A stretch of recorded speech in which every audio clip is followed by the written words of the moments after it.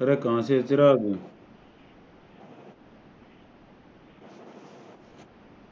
चलो देखो बेटा, ट्रिग्नोमेट्री। ट्रिग्नोमेट्री जो है, एक्चुअली जो कंसेप्ट है बेटा आपका, ये ट्राई का मतलब है तीन, त्रिकोणमिति। इसको हिंदी में जो है हम 10वीं तक पढ़ते हुए आए हैं। ये फिजिक्स का भी टॉपिक है और ये आपका मैथ का भी कॉमन टॉपिक है। ये त्रिकोणमिति बोलते हैं इसको।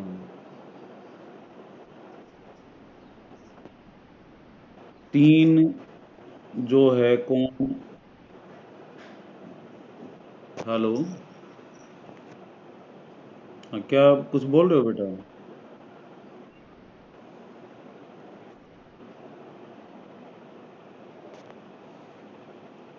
जो ट्रिग्नोमेट्री है आपकी, ये सारा जो होल कॉन्सेप्ट है, लगभग राइट पे है। 90% तो जो स्टडी किया गया है राइट एंगल ट्राइंगल को, और बाकी जो है 10% जो है वो एनी ट्राइंगल को। तो यहाँ पे जो है ये तीन कोण ज़्यादातर जो है 9th 10th में जो है ये राइट एंगल ही पढ़ाई जाती है। लेकिन अब हम यहाँ पे नॉन राइट एंगल ट्राइंगल्स हैं उनको भी स्टडी करेंगे। तो यहाँ से, यहाँ पे बेटा शुरुआत जो है ये कहाँ से होती है? यह आपकी शुरुआत एंगल से होती है। एंगल को हम एनी जो है एनी एंगल को थीटा से जो है डिनोट करते हैं। तो क्या होता है थीटा एंगल जो है, उसकी डेफिनेशन क्या है? कोई भी बच्चा बताए मेरे को। एंगल।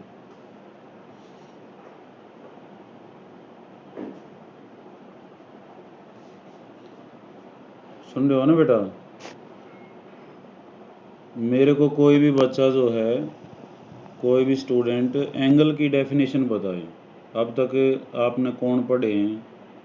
कौन तो हम सुनते आए हैं, प्राइमरी सेक्शन से सुनते आए हैं, चौथी पांचवी में लेता है। तो क्या होता है वो? तन्नू बेटा बता।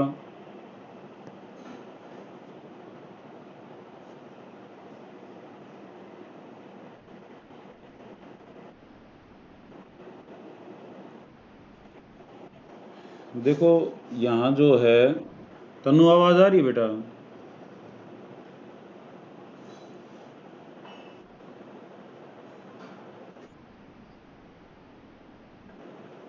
अच्छा, एंगल क्या होता है?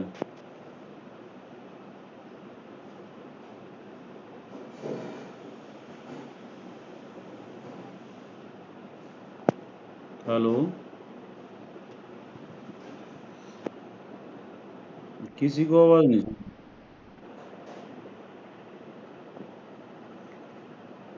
ये रिंकू और मीनासी ज्वाइन हो गए बेटा। पता है एंगल क्या होता है? देखो बेटा, यहाँ पे क्या होता है फिजिक्स के अंदर, हालांकि फिजिक्स हम मंडे से स्टार्ट कर रहे हैं, लेकिन हमारा जो ये टॉपिक है ट्रिग्नोमेट्री, ये कॉमन टॉपिक है। ये आपका फिजिक्स का भी है और मैथ्स का भी है। फिजिक्स में क्या होता है? पहली बात तो कंसेप्ट, जो भी फिजिकल क्वांटिटी होती है उसकी कंसेप्ट हमें पता होना चाहिए क्या होती है वो। दूसरा, उसकी यूनिट्स, उसको किस में मापते हैं, उसका मेजरमेंट बहुत ज़रूरी है। तीसरा, उसकी वन यूनिट, वन यूनिट क्या होगी। चौथा, उसका कोई फार्मूला है तो उसकी कोई डेरिवेशन हमें डिराइव करना पड़ेगा। और छठा जो है वो हमने उसकी एप्लीकेशंस, पांचवा जो है उसकी एप्लीकेशंस पढ़नी कि उसका उपयोग कहाँ कहाँ होता है। तो सेम हम सारी बातें यही करना चाह रहे हैं यहाँ भी। पहले हम कंसेप्ट जो है एंगल का दे रहे हैं यहाँ पे। तो कंसेप्ट क्या होता है एंगल का वो देखें। The inclination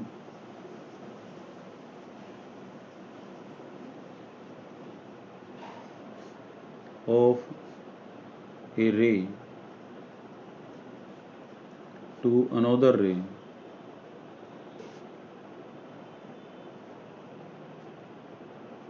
is called angle. कोई रे है, रे का क्या होता है बेटा, एक तो एंड पॉइंट होता है ये, और दूसरा जो है वो गोज ऑन, ये आगे बढ़ता चला जाता है, और दूसरी रे ये है हमारे पास। तो इसका जो इंक्लिनेशन होता है, झुकाव होता है, उसको हम क्या बोलते हैं, एंगल बोलते हैं। और इसको थीटा से डिनोट करते हैं। जैसे अलजबरा में लेट एक्स भी एनी नंबर ले लेते हैं, तो लेट एनी एंगल जो है वो हम क्या ले लेते हैं, थीटा। तो यहाँ पे अब इसका मेजरमेंट किस में करते हैं, इट इज मेजर्ड इन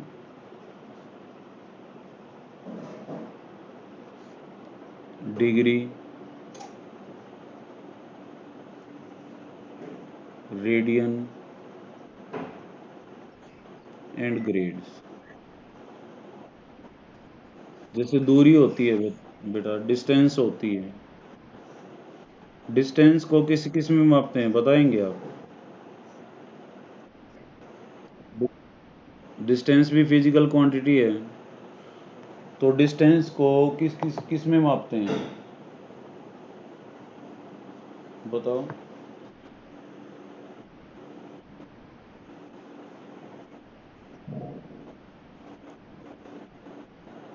कोई भी कोई भी बताए, कोई भी स्टूडेंट मेरे को, डिस्टेंस को किस में मापते हैं।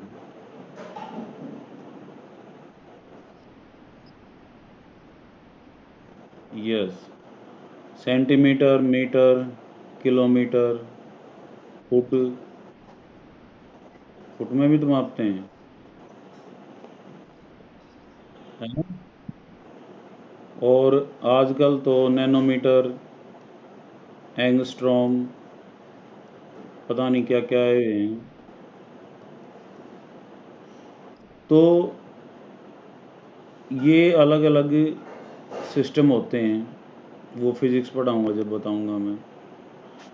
अब इन सब में आपस में रिलेशन होता है। जैसे एक मीटर जो है वो क्या होता है, एक मीटर जो है वो 100 सेंटीमीटर होता है। इनमें आपस में रिलेशन होता है। 1 किलोमीटर जो है किसके बराबर होता है, वो 1000 मीटर के बराबर होता है। पता होगा ना सबको इन बातों का। तो ये डिस्टेंस को ही मापते हैं सभी। तो यहाँ भी जो है ज़्यादातर जो साइंस है वो आपकी ग्रीक से आई है बेटा, यूनान से। जो है यहाँ पे जो ग्रीक से ज़्यादा इनहेरिट की गई है। तो एंगल जो है आपने अब तक डिग्री में सुने थे, 40 डिग्री का एंगल, 50 डिग्री का एंगल, 60 डिग्री का एंगल। लेकिन एंगल को रेडियन में भी मापते हैं और ग्रेड्स में भी मापते हैं बेटा।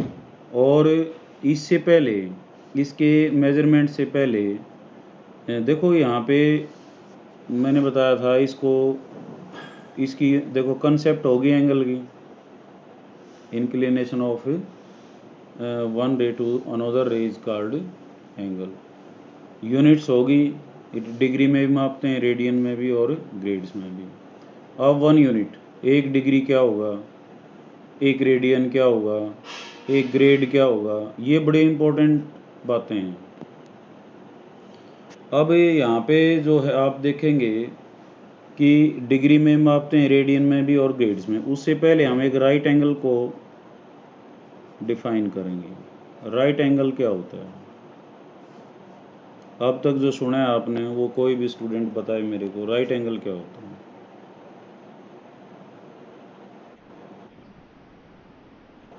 हाँ, लेकिन वो तो डिग्री में बताया ना। तो राइट एंगल होता है व्हेन वन रे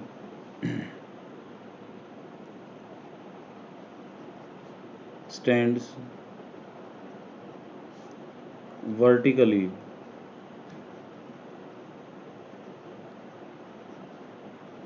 on other horizontal ray.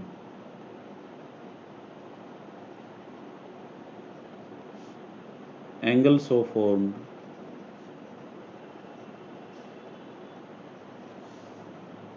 is called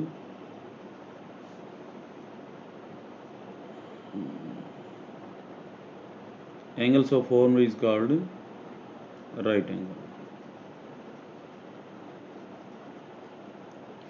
जब एक रे है हॉरिजेंटल, हॉरिजेंटल क्या होती है? लाइन।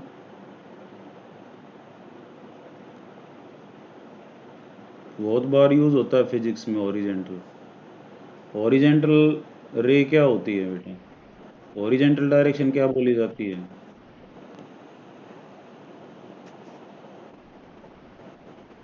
बताया करो बेटा, अगर नहीं पता है तो बताओ, नहीं पता हिंदी में हूँ बता दो। क्षैतिज तो सुना होगा ना तुमने हिंदी में। हॉरिजेंटल रे ये होती है parallel to earth surface, parallel to earth surface. Earth surface की जो पैरेलल होती है उसको हॉरिजेंटल डायरेक्शन बोला जाता है। वर्टिकल डायरेक्शन ये वर्टिकल है, बहुत बार यूज होता है। वर्टिकल ऊर्ध्वाधर इसको हिंदी में बोलते हैं, इसको हम क्या बोलते हैं? क्षैतिज बोलते हैं। और वर्टिकल डायरेक्शन को क्या बोलते हैं बेटा?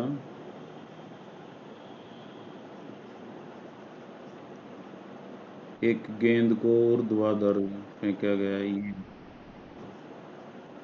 सुना होगा ना। गेंद को ऊपर जो जी की डायरेक्शन होती है, एक्सेलरेशन ड्यू टू ग्रेविटी, गुरुत्वीय जो त्वरण होता है वो आपका वर्टिकली डाउनवर्ड होता है। तो एक जो वहने रे स्टैंड हॉरिजेंटल पे जब कोई वर्टिकली जो सीधी खड़ी होती है तो उस एंगल को हम क्या बोलते हैं बेटा? राइट एंगल बोलते हैं। ये आपका राइट एंगल है।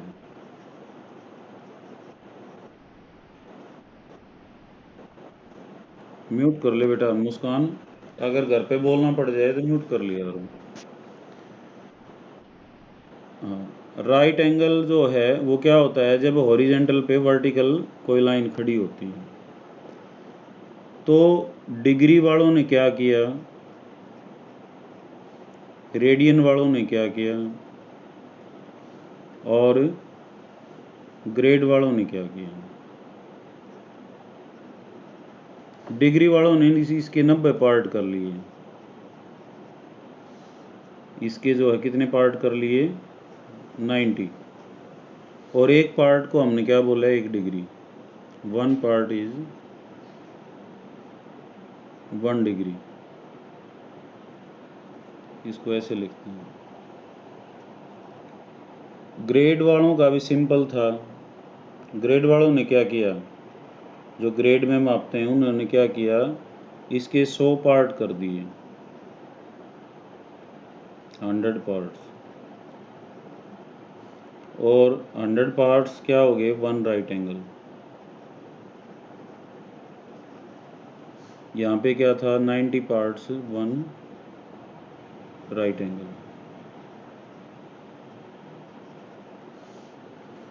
तो एक पार्ट क्या कितना हो गया आपका? 1 ग्रेड।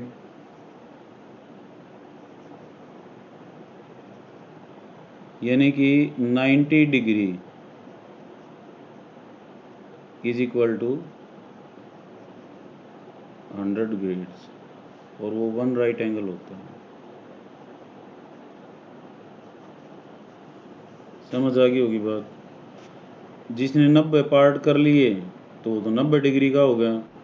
जिसने 100 पार्ट किए वो 100 ग्रेड का हो गया। और 90 डिग्री किसके बराबर हो गया? 100 ग्रेड के बराबर हो गया। अब रह गया रेडियन। रेडियन वालों ने इसके पार्ट नहीं किए। रेडियन वालों ने क्या कहा? अभी 2 राइट एंगल्स होते हैं, 2 राइट एंगल्स।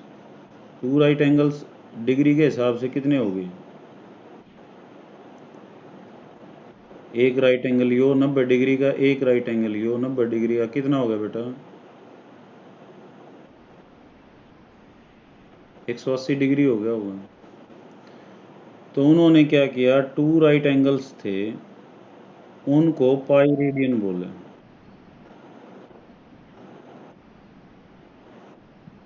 बेटा मोर किसके बोल रहे हैं, ये अपने को साइलेंट कर लिया। देखो घर पे हो सकता है आपके घर पे बात करनी पड़ जाए, आपको कोई डिस्टरबेंस हो जाए, किसी घर वाले कोई आपसे काम है किसी को, हो सकता है बेटा घर पे, स्वाभाविक है ये बातें।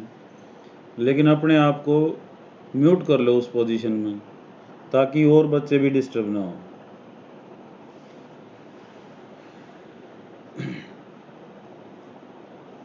तो यहाँ पे उन्होंने क्या किया बेटा, जो 2 राइट एंगल्स थे उनको उन्होंने क्या रखा, पाई रेडियंस बोले। पाई की वैल्यू वही होती है जो सर्कल में होती है, 22/7। पाई इरेशनल है या रेशनल है?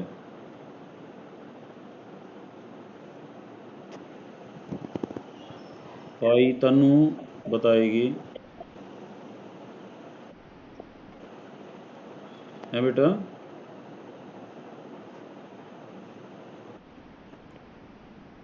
मैंने पूछा है पाई क्या है, रेशनल है या इरेशनल है, पहले ये बताएं। नंबर सिस्टम मैंने शुरू में है, रेशनल। किसने बताया रेशनल?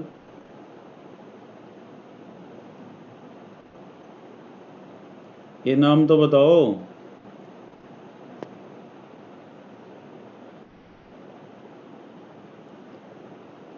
रिंकू ने?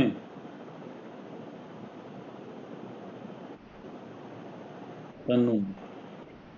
तन्नू बोल रही है ना बेटा रेशनल? हाँ देखो, ये रेशनल नहीं है। पाई जो है क्या होता है, इरेशनल होता है। मैंने नंबर सिस्टम शुरू में पढ़ाया था ना, तब बताया था। एक तो पाई है, इरेशनल है, और एक ई भी आएगा +1 में, वो भी इरेशनल है। दोनों पाई का मान एग्जैक्ट नहीं पता होता है, ये तो अप्रोक्सीमेटेड वैल्यू है।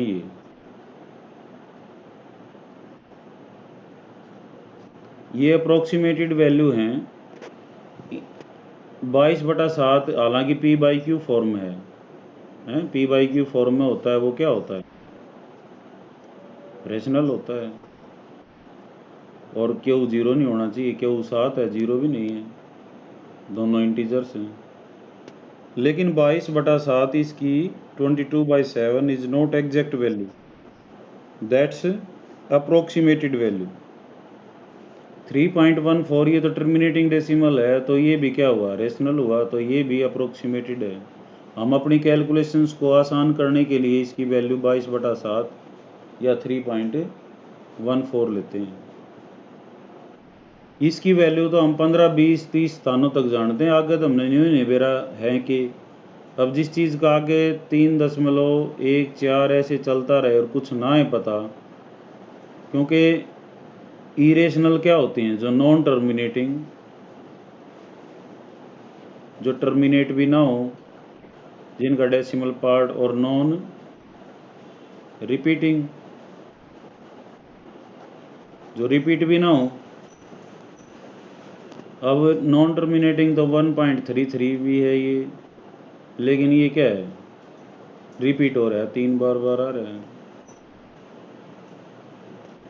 तो रिपीटिंग वाला जो है वो इरेशनल नहीं होता। इरेशनल क्या होता है, जो टर्मिनेट भी ना हो और रिपीट भी ना हो, जैसे √2 है, √3 है, जिनके रूट नहीं निकलते सारे इरेशनल हैं। तो ये मैंने नंबर सिस्टम में बताया था। तो पाई इरेशनल है और ई भी इरेशनल है। और पाई में दिक्कत क्या आती है, पाई की वैल्यू, पाई को हम कैसे डिफाइन करते हैं, रेशियो। देखो बेटा +1 का जो टाइम होता है ना आपका, वो कंसेप्ट्स को क्लियर करने का होता है। जितना गहराई में जाओगे, जितना कंसर्न्ड बुक पढ़ोगे, जितनी रेफरेंस बुक पढ़ोगे, उतना ही कंसेप्ट आपका क्लियर होगा। और फिर को बात समझ में नहीं आती, वो पूछने का होता है, वो मेरे से पूछो। और याद करने का, लर्निंग जो कैपेसिटी है ना आपकी, वो मस्ट है, वो आपने लर्निंग साथ साथ रखना पड़ेगा। मैं पढ़ा भी दूंगा, आप पढ़ भी लोगे, साथ साथ फिर भूल जाओगे। तो वो बात ना हो, ऐसा ना हो, तो इसलिए आपने बार बार याद भी करना चाहिए, उसको याद करके लिख के देखना चाहिए। रेशियो ऑफ सरकमफ्रेंस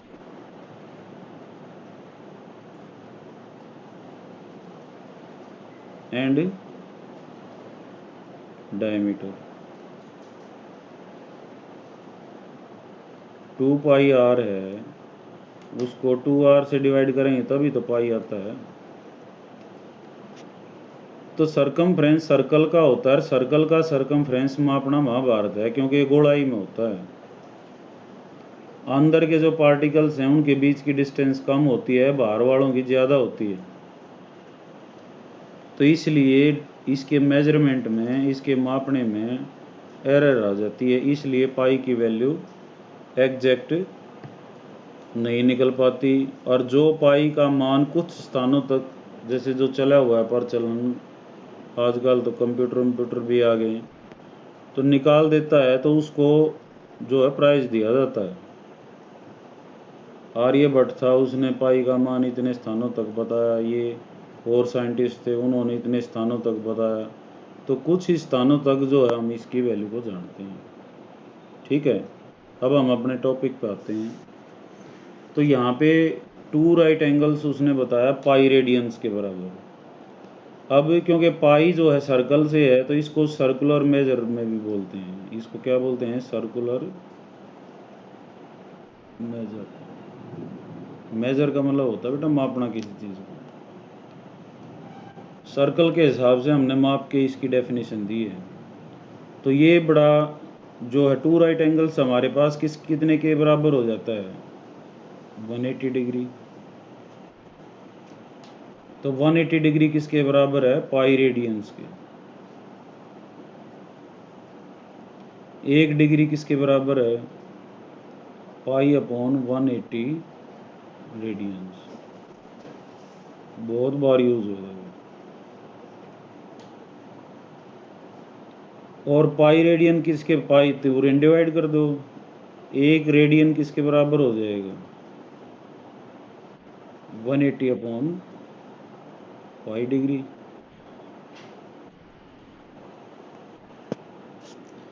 इन दो बातों को हम बहुत ज़्यादा यूज करेंगे।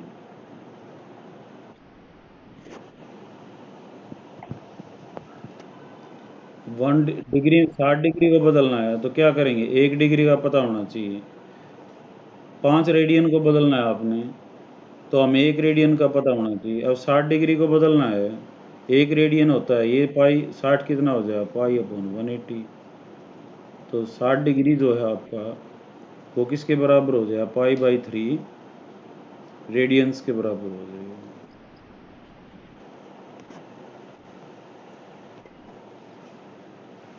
तो यहाँ पे ये रिलेशन, और जो तीनों में संबंध वाला है वो है 80 डिग्री। हाँ बेटा, ये आंधी में आ रहा है, बरसात आ रही है, तो शायद ये नेटवर्क की वजह से होगा बेटा ऐसा। तो हो सकता है अपने आप ही रिफाइन हो जाएगा।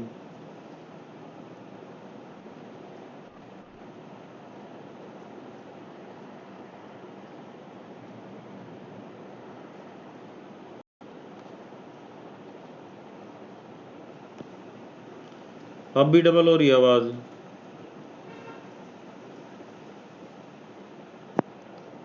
आवाज़ क्लियर आ रही है बेटा अब?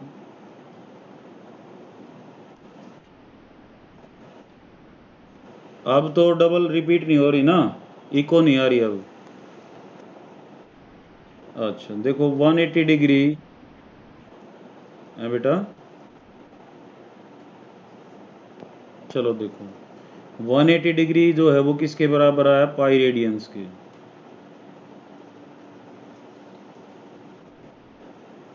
और 180 डिग्री ग्रेड के किसके बराबर हो जाएगा? 200 ग्रेड के। एनसीईआरटी में ग्रेड का कोई जिक्र नहीं कर रखा। तो ये रिलेशन जो है हमारे पास किट होगा इनको आपस में बदलने का। अब 1 रेडियन को हमने डिग्री में बदलना है, तो यहाँ से 1 रेडियन निकाल लो, पाई 180 अपॉन पाई, 180 अपॉन पाई से मल्टीप्लाई कर देंगे। 1 डिग्री को रेडियन में चेंज करना है तो 1 डिग्री क्या हो जाएगा, पाई अपॉन 180। तो हम उसको पाई अपॉन 180 से मल्टीप्लाई कर देंगे। ग्रेड में चाहिएगा, ए ग्रेड जो है वो किसके बराबर होता है, pi upon 200 grade radians. 60 grade को कर देंगे पाई अपॉन 200। तो ग्रेड की तो जरूरत पड़ेगी नहीं, हम दो रिलेशंस को ज़्यादा यूज करेंगे। अब यहाँ पे जो एक कंसेप्ट और है, जो मैंने सर्कुलर मेजर की बात की है कि सर्कल के हिसाब से रेडियन निकल के आया है। ये सर्कल आपका,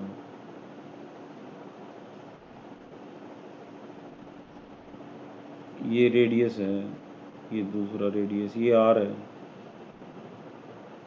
ये भी आर है, ये थीटा है।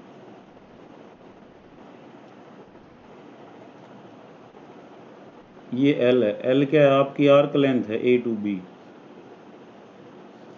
जो आर्क लेंथ है वो आपकी क्या है, एल है।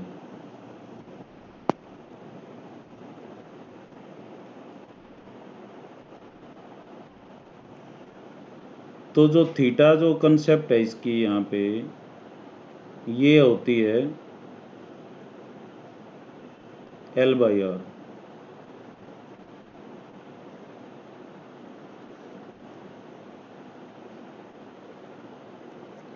एल बाई आर क्यों आई है? टेन थीटा हम शुरू में क्या डिफाइन करते हैं, परपेंडिकुलर बाई बेस, यही तो होता है ना टेन थीटा।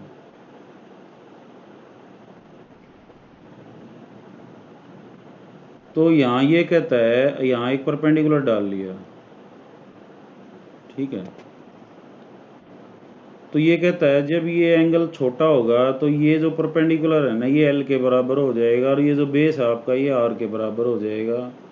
और जब theta is very small, physics में इतनी बार जो है आपने पढ़ना पड़ेगा, when theta is very small,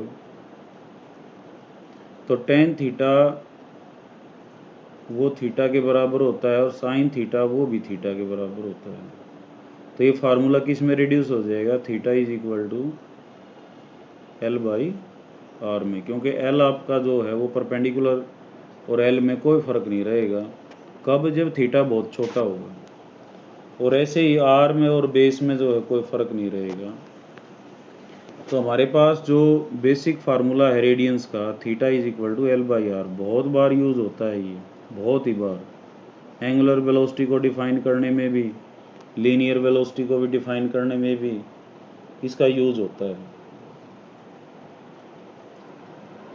तो theta is equal to L by are.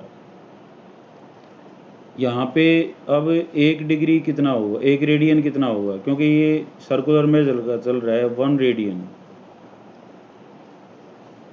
Theta की कंसेप्ट होगी, theta is equal to arc measure by radius. अब किस में मापा जाता है, रेडियंस में, यूनिट्स भी होगी। 1 रेडियन किसके बराबर होगा, एक तो ऊपरला तरीका बताया था भाई, राइट एंगल से जो है उसकी कंसेप्ट को हम निकाल लें।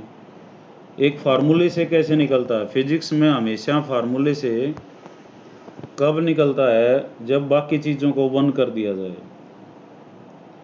आपने ओम्स लॉ पढ़ा होगा, पढ़ा था ना बेटा,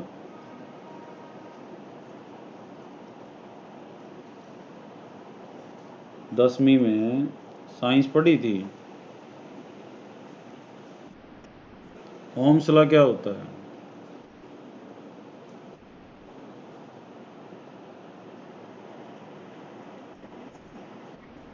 कोई भी बच्चा बताए मेरे को, कोई स्टूडेंट बताए मेरे को, ओम्स लॉ क्या होता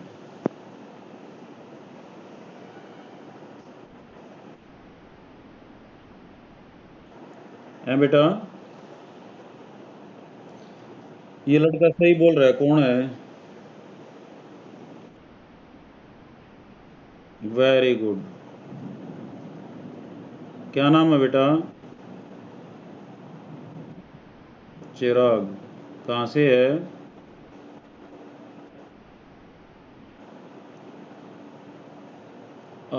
चिराग मेहराणा। अच्छा, मीनाक्षी का भाई है। ओके ओके बेटा, okay okay, very good. V is directly proportional to I। ये कहता है कोई कंडक्टर है यहाँ पे, उसके एंड पे हमने पोटेंशियल डिफरेंस V लगा दिया, और इसके अंदर जो करंट है वो अगर I है, तो ये कहता है V जो है वो डायरेक्टली प्रोपोर्शनल टू I होता है। ठीक है। और फिजिक्स में जब प्रोपोर्शनलिटी हटाई जाती है, चाहे ये बहुत बार आएगा ऐसा फैक्ट, तो एक कांस्टेंट का इस्तेमाल किया जाता है। प्रोपोर्शनलिटी को इक्वलिटी में बदलते हैं तो एक कांस्टेंट इन्वॉल्व होता है। और ये R जो है एक फिजिकल क्वांटिटी पाई गई बाद में, और इसको क्या बोलते हैं बेटा?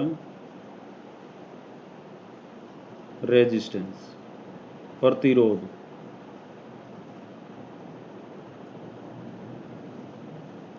ठीक है, प्रतिरोध बोलते हैं। और प्रतिरोध को मैंने बताया था, देखो फिजिक्स में यही होता है। अब प्रतिरोध की परिभाषा होगी, परिभाषा ये है जो उसका विद्युत धारा का विरोध करता है, उस फेनोमेनन को हम क्या बोलते हैं? प्रतिरोधकता।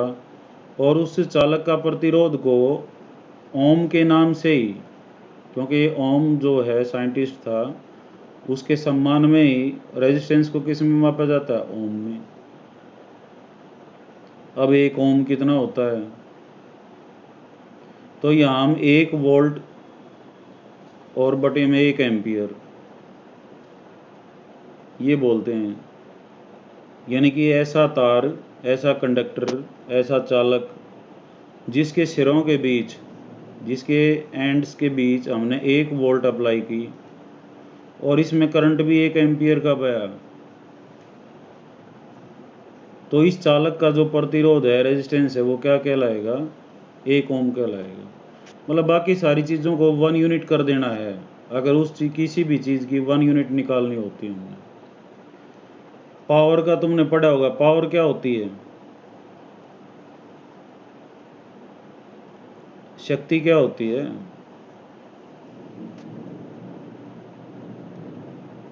Power rate of doing work, ऊर्जा के खपत की दर। दर जब रेट जब लग जाता है तो एक पर यूनिट टाइम निकालना पड़ता है। एक सोर्स है वो 1 जूल, यानी कि पावर हुई आपकी energy upon time, joule upon time second. अब 1 वाट, पावर को वाट में मापा जाता है। 1 वाट कितना हो जाएगा? अगर वो सोर्स 1 जूल है, एक इसको भी 1 कर देंगे, इसको भी 1 कर देंगे, तो 1 जूल एनर्जी किस में देगा? वो 1 सेकंड में देगा। 2 वाट क्या हो जाएगा? 2 जूल एनर्जी 1 सेकंड में देगा। 3 वाट क्या हो जाएगा? 3 जूल एनर्जी 1 सेकंड में देगा। अब बल्ब लेने के लिए जाते हो तो पहले पूछते हो वाट कितना है। अब बल्ब बता दिया उसने, CFL वगैरह जो है वो 16 वाट की है, तो इसका मतलब क्या है? 16 जूल जो है वो एनर्जी 1 सेकंड में देगा।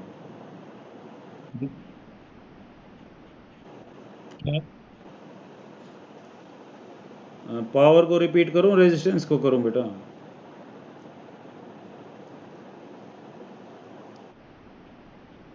वोट वाला। देखो पावर क्या होता है? ऊर्जा, ये शक्ति, जिसको हिंदी में हमने 10वीं तक साइंस हिंदी मीडियम में पढ़ी हुई शक्ति बोलते हैं।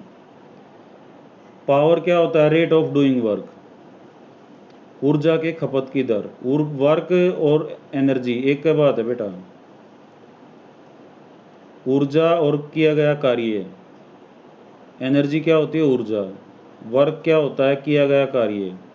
कार्य और ऊर्जा सेम है। Work is a form of energy, हम साइंस में डिफाइन करते हैं, work is a form of energy. तो हम ये देखते हैं कितने समय में कितनी एनर्जी मिल रही है। तो एनर्जी अपॉन टाइम वो क्या होती है? Power.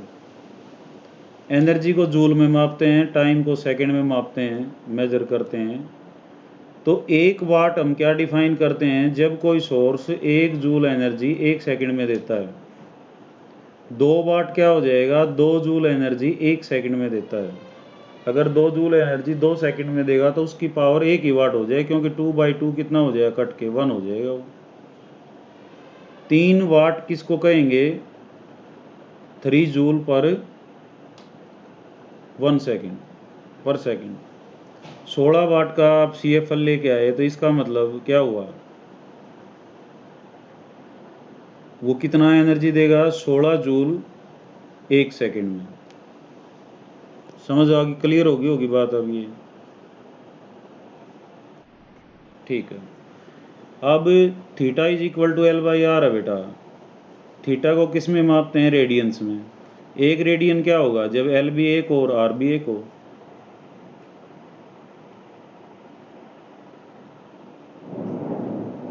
One radian is equal to, जब आर्क लेंथ भी 1 हो, 1 यूनिट हो, चाहे 1 सेंटीमीटर हो और चाहे, और R भी क्या हो, 1 यूनिट, तो वो क्या कहलाएगा, 1 रेडियन। तो 1 रेडियन क्या है, 1 radian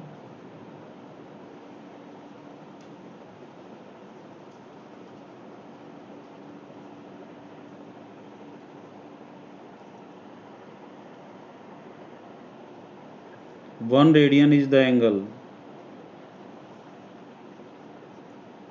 subtended by an arc length of 1 centimeter on the center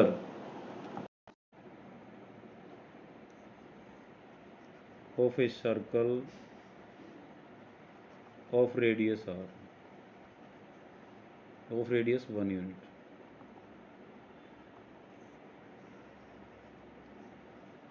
ये भी 1 सेंटीमीटर है, ये भी 1 सेंटीमीटर है, तो ये एंगल कितना होगा, 1 रेडियन।